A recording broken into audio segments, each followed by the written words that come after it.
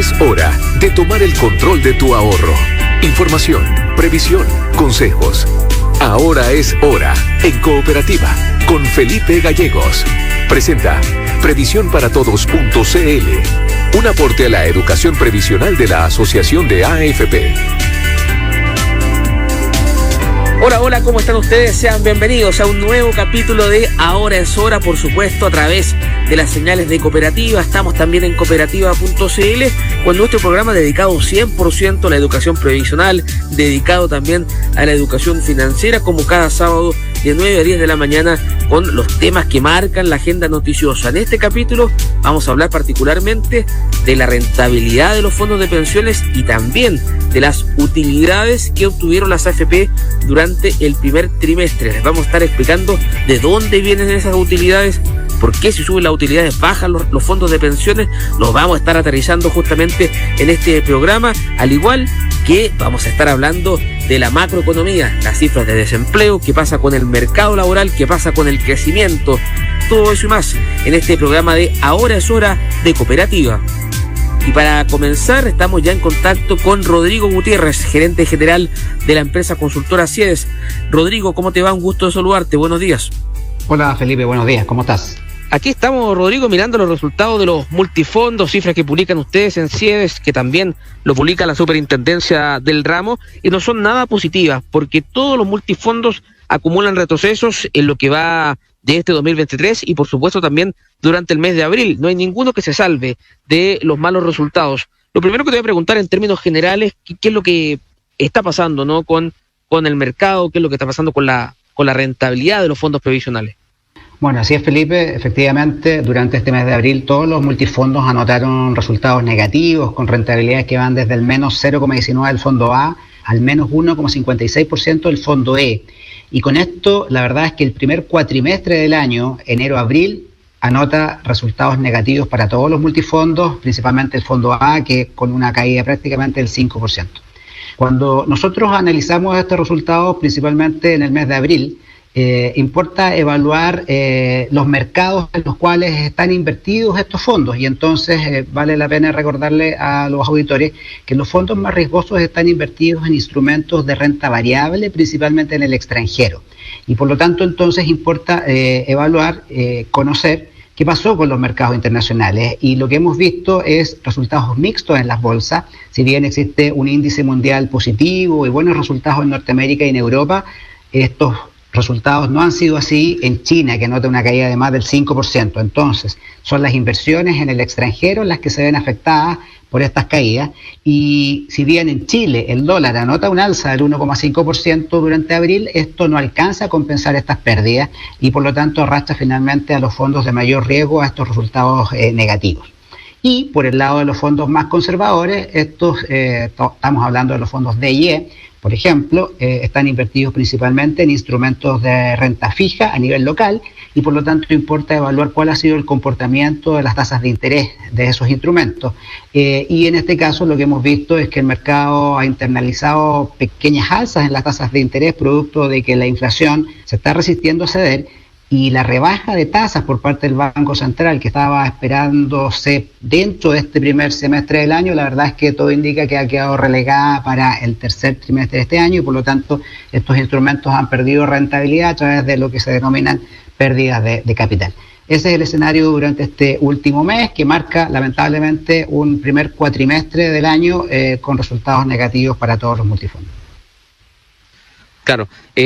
Rodrigo, bueno, tú hacías el punto con el mercado local. Y si analizamos netamente el mes de abril, da una caída del 1,41% en el fondo D y una caída del 1,56% para el fondo E. Son los fondos más conservadores y que la gente al menos entiende que tienen pocos movimientos.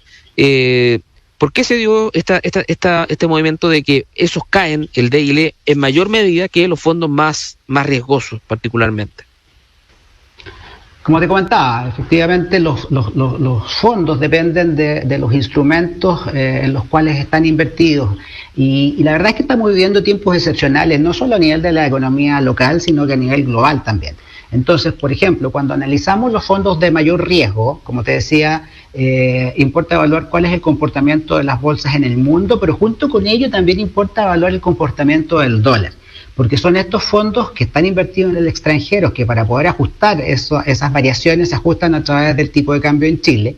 Y el tipo de cambio en Chile también ha experimentado alta volatilidad. Hemos visto cómo el año pasado tuvimos un alza extraordinaria del dólar hacia mediados del año que lo llevó incluso a valores sobre 1.000 pesos y sin embargo luego hemos visto caídas y una cierta estabilización del dólar en torno a los 800 pesos. Sin embargo, durante este último mes vimos una leve alza del 1,5%. Entonces, las bolsas por un lado se mueven en una dirección y por otro lado el dólar también finalmente ajusta esos valores y por lo tanto importa mucho saber también en el momento del corte que nosotros hacemos estas evaluaciones porque el dólar algunas semanas hemos visto que ha subido incluso hasta 20, 30 pesos y en la semana siguiente vuelve a caer.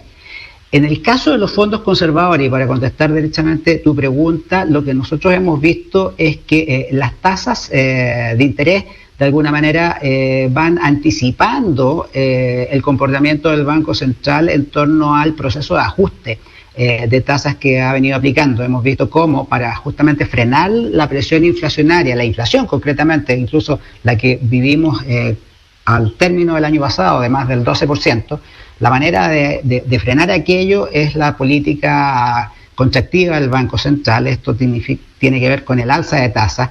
Entendemos de que el Banco Central ya llegó al techo de su tasa de interés y lo que estaríamos esperando entonces es el momento en el cual esas tasas comienzan a bajar nuevamente.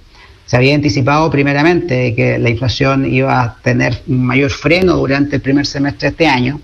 Sin embargo, eso no ha ocurrido. Hemos visto que la inflación subyacente se mantiene y que por lo tanto la rebaja de tasas por parte del Banco Central más bien ocurriría durante el segundo semestre de este año. Dicho eso, entonces estas tasas de interés lo que hacen es llevar a la baja los precios de estos activos de renta fija y eso evidentemente castiga los saldos de estos fondos más conservadores. Claro, estamos analizando la caída que han tenido los multifondos de pensiones durante este inicio de 2023, también particularmente durante el mes de abril con Rodrigo Gutiérrez, gerente general de CIEDES. Rodrigo, y si hacemos el paralelo, digamos, claro, ha sido muy mal mes abril para los fondos más conservadores. ¿Qué ha pasado con los fondos más riesgosos? Te lo pregunto porque en lo que va de este 2023, el fondo A cae, por ejemplo, un 4,97%, el B retrocede un 3,63%, y si vamos un poquito más allá y analizamos los últimos 12 meses, el desempeño también ha sido bien negativo para los fondos A y B particularmente. Así es, y la verdad es que estas cifras se acumulan en el caso de los fondos de mayor riesgo con un muy mal año 2022. Recordemos que el año 2022 fue el segundo peor registro histórico para el fondo A, con una caída del menos 20%, menos 15% el caso del fondo B, y por lo tanto estamos en presencia de cifras bastante negativas, que sumadas se acercan incluso a la pérdida que este fondo o estos fondos anotaron durante el año 2008 en la crisis subprime. Lo que nosotros vemos acá es que en definitiva estamos viviendo tiempos excepcionales, una post-pandemia que de alguna manera se ha visto golpeada por las presiones inflacionarias a nivel global, las amenazas de recesión también en distintos países, los efectos de la guerra en Ucrania, el conflicto en Ucrania, las tensiones entre Estados Unidos y China. Y en definitiva estamos viviendo tiempos excepcionales en que los mercados internacionales han estado muy golpeados y por lo tanto las inversiones de los multifondos chilenos en el extranjero también de alguna manera internalizan esas pérdidas, más allá de lo que, como te decía hace un rato, pueda jugar el dólar, digamos, a nivel local, que cuando sube eso ayuda un poquito a compensar esas pérdidas, pero también hemos visto más bien un comportamiento volátil del dólar a nivel de Chile. Entonces, todo indica en todo caso, y habría que dar una señal de tranquilidad en que estas cifras que hoy son negativas debieran revertirse en algún momento en la medida de que las presiones inflacionarias van cediendo a nivel global y también a nivel local, y por lo tanto las autoridades de los bancos centrales de los distintos lugares del mundo ya empiecen a frenar o a terminar el proceso de ajuste de tasas de interés, y por lo tanto entonces las economías puedan reactivarse y eso de alguna manera también se vaya reflejando en los mercados financieros. Claro. Rodrigo, bueno, eso es importante siempre explicarlo a la gente para que lo tenga claro. Estos fondos de nuestra jubilación están invertidos en diversos instrumentos financieros en Chile, en el mundo, en distintos continentes incluso, y bueno, y también están archirregulados, ¿no? También las AFP no pueden llegar a invertir la plata donde quieran, y eso viene de la mano también con años bien turbulentos, como han sido los ligados a la pospandemia. Podemos hablar de la guerra de Ucrania, el miedo que hay en el mundo también a una recesión, la subida de las tasas de interés, la alta inflación. Son todos esos fenómenos que al final golpean, ¿no?, nuestros fondos de jubilación. Así es, la incertidumbre se mantiene en general a nivel global y también a nivel local. Eso también hay que decirlo. Hemos vivido en Chile, desde el estallido social a fines del 2019, luego durante toda la pandemia, luego las presiones inflacionarias que tienen un componente global, pero en el caso chileno tienen un fuerte componente local inducido por los retiros de fondos previsionales, han generado presiones inflacionarias por sobre lo razonable, por sobre lo esperado, y que ha obligado al Banco Central a tener un proceso bastante extenso y duro de ajuste vía alza en las tasas de interés, y por lo tanto eso de alguna manera también nos está pasando la cuenta. Eso es un hecho. Pero más allá de tener un discurso alarmista, que en todo caso a mí me importa poder manifestar de que se debe también a tiempos excepcionales, que son los que hemos vivido durante estos últimos años, importa comunicar de que los ahorros previsionales siguen una lógica de ahorro de largo plazo, es decir, las personas ahorran una parte de su remuneración, ¿verdad?, esta cotización del 10%, durante toda su vida laboral para financiar un saldo que a su vez sirve para financiar sus futuras pensiones. Y esos ahorros y estos multifondos muestran rentabilidades promedio anuales positivas, todos. El fondo A, en los últimos 21 años prácticamente que existe el sistema multifondos, tiene una rentabilidad promedio anual del 4,7%, bajando hasta el fondo E con una rentabilidad promedio anual del 3,15%. Estos son rentabilidades reales, es decir, por sobre la UEF, y por lo tanto lo que sí podemos tener certeza, que más allá de los vaivenes que nosotros podamos observar en el corto plazo, en el largo plazo todos tienen rentabilidades positivas, la teoría le indica y la evidencia empírica también, y por lo tanto el llamado acá es a tener calma y esperar que en definitiva los mercados se estabilicen y por lo tanto los multifondos puedan retomar su senda de crecimiento más estable hacia el futuro. Claro. Rodrigo, y en ese sentido yo te quería hacer la pregunta porque de seguro se lo están haciendo muchos también en sus casas, quienes están escuchando hasta ahora es hora por cooperativa. Si yo veo mi cartola y de seguro me agarro los pelos, digo, oye, ¿por qué estoy perdiendo tanto? ¿Por qué se están dando estos malos resultados? ¿Cuál debería ser la conducta del afiliado? Esto entendiendo lo que tú decías en la respuesta anterior, que esto sí son fondos que tienen un horizonte de largo plazo. Así es, bueno, lo primero es estar informado, ¿cierto? Como son ahorros que nosotros hacemos a lo largo de toda la vida, pensando en el momento de la jubilación, importa saber primero en qué administradora uno tiene sus dineros, en qué multifondo están, y verificar que uno esté en el fondo correcto de acuerdo con su edad y su tolerancia al riesgo. Es así entonces como la recomendación general es que las personas jóvenes, como estarán ahorrando en un horizonte largo, bien puedan estar en fondos de mayor riesgo que ciertamente, claro, puedan sufrir estos vaivenes con mucho más fuerza que un fondo conservador, pero que en el largo plazo sabemos que tendrá el premio una mayor rentabilidad. Por su parte, las personas que ya están en edades más avanzadas y más cercanas a la jubilación debieran estar en fondos más conservadores, que debieran dar una menor rentabilidad promedio en el largo plazo, pero al mismo tiempo se esperaría que tengan un comportamiento más estable. Luego de eso, ver qué tan sensible uno es a observar y ser tolerante de estas variaciones. Como tú decías, claro, si estoy pendiente y veo que de un mes para otro gané plata o perdí plata y me pongo muy nervioso, quizá eso podría ser una señal de que más bien yo tengo un perfil de baja tolerancia al riesgo y quisiera optar por un fondo que sea más conservador. O bien, si soy un poquito más tolerante al riesgo y entiendo de que estas son vaivenes que puedan darse, pero que en el largo plazo tendré igualmente una rentabilidad positiva, entonces tal vez pueda aguantar un poquito más tiempo en los fondos de mayor riesgo. Entonces lo primero es estar informado y tomar decisiones en tal sentido.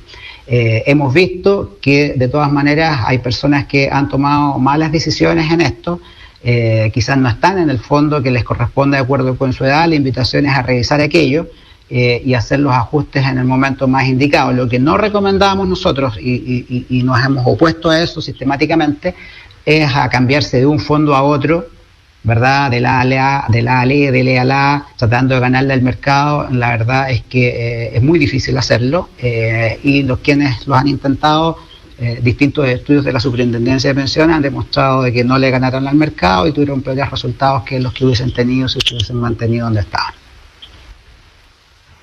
Claro, Rodrigo, y dentro de estas cifras, ¿no?, de retrocesos en la rentabilidad de los fondos de pensiones, ¿se puede atribuir algo de eso al debate por el sexto retiro del 10% o los efectos van más por otra parte que por lo propiamente tal de la rentabilidad? No, yo creo que sin duda que los retiros de fondos provisionales han introducido perturbaciones, podríamos decir, en el devenir natural de los mercados a nivel local.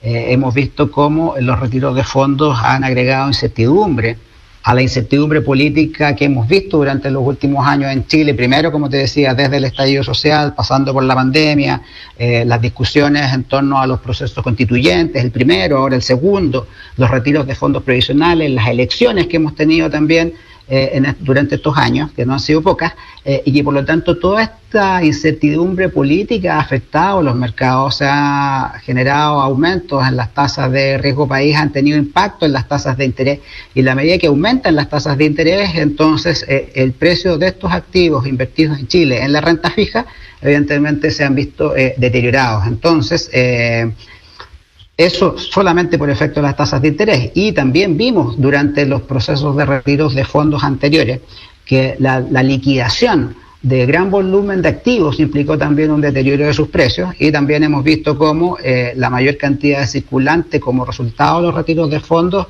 se inyectaron como gasto en la economía, que ha generado también presiones inflacionarias. Entonces son todos elementos que nosotros anticipamos en su momento, lo anticiparon las autoridades también de turno al momento de la discusión sobre los retiros de fondos previsionales. Sin embargo, los parlamentarios no escucharon esto, hicieron caso omiso, perseveraron en la idea de los retiros. Y bueno, ya hemos visto y estamos viviendo las consecuencias de aquello.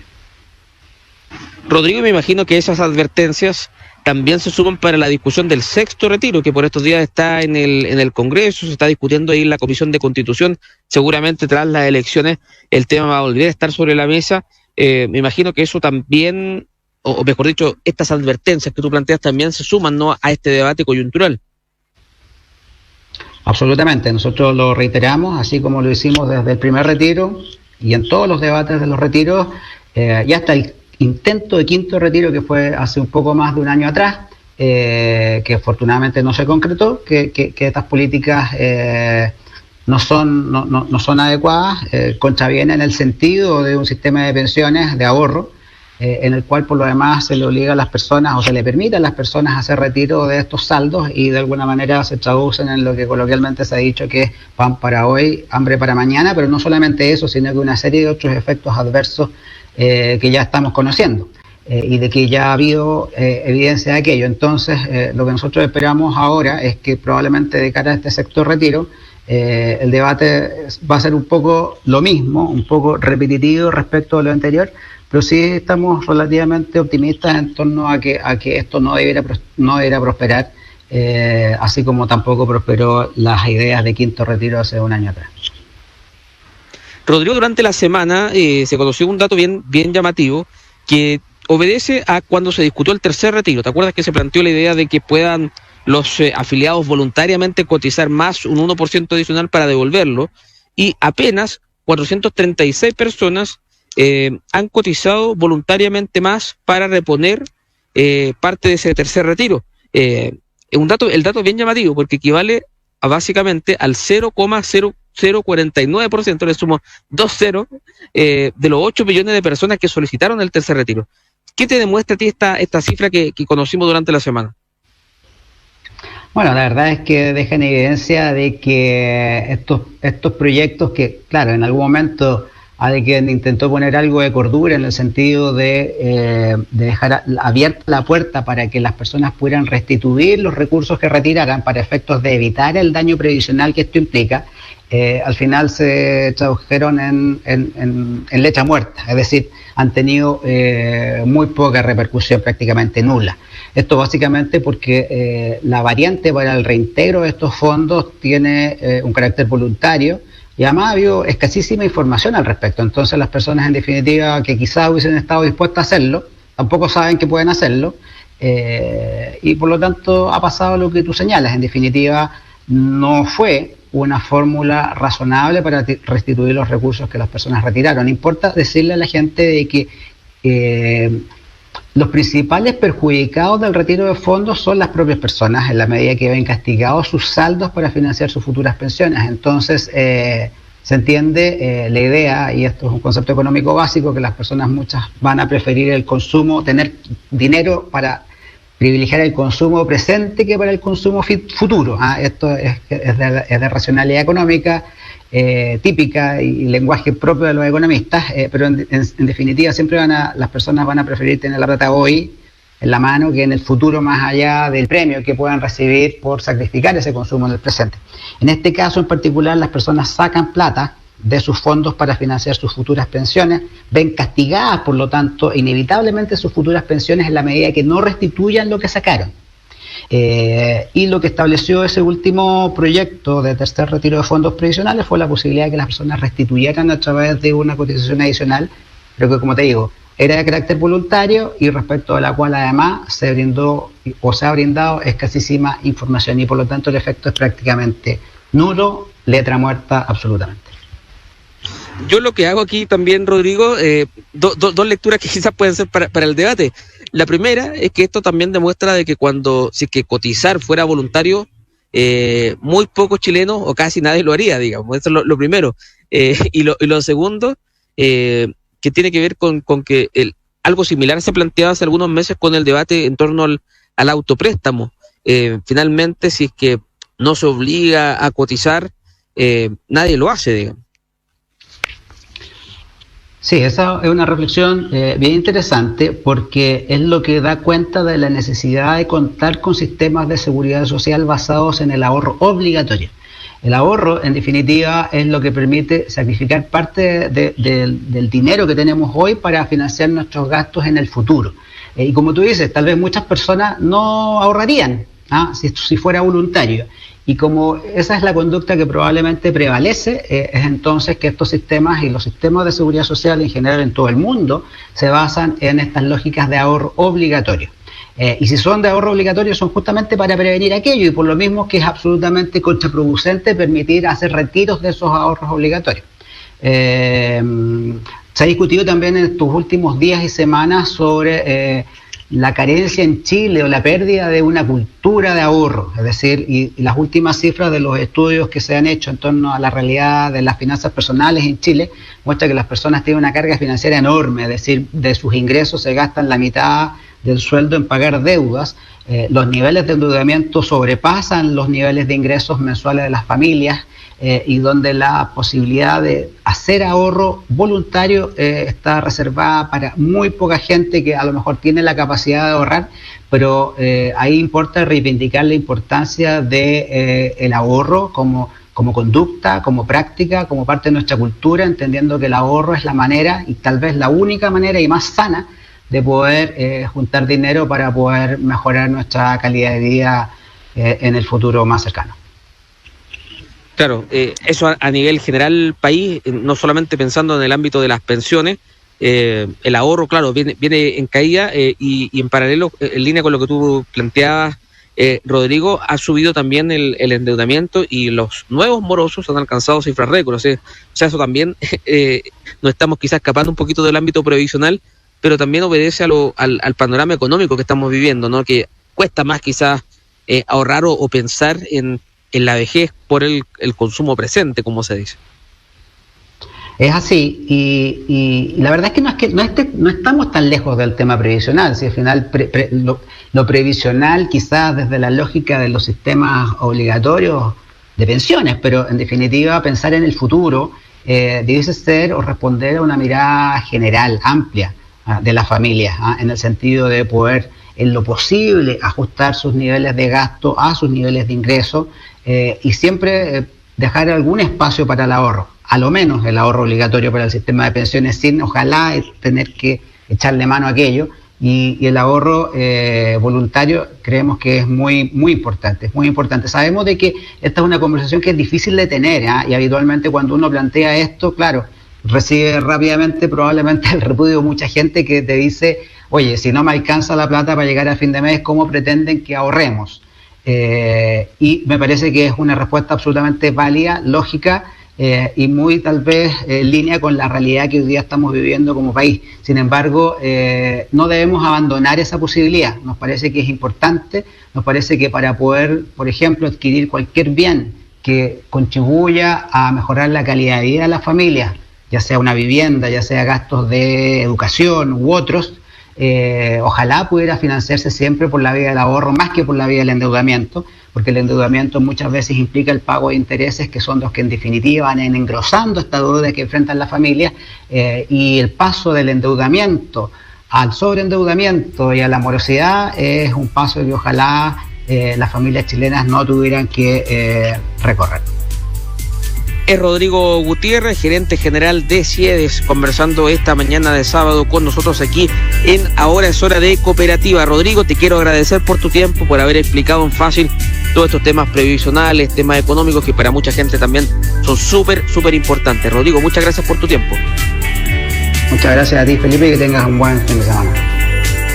Y nosotros nos vamos a una pequeña pausa comercial. Quédese en la sintonía porque ya retornamos con más. Ahora es Hora a través de Cooperativa y Cooperativa.cl.